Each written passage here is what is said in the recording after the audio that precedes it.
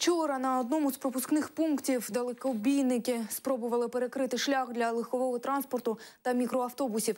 Співробітники МВС Херсонської області цю акцію швидко припинили.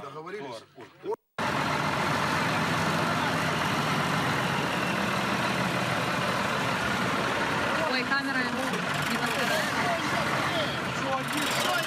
Ну, я вас, наоборот, поддерживаю. Да, знали, сказали, да. Если тебе сказали, я прошу прощения. Вы, пожалуйста, не нарушайте правопорядок.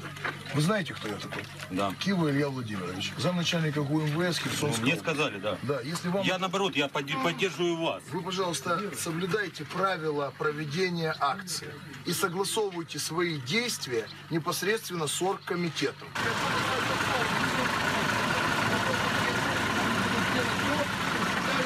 Где находится?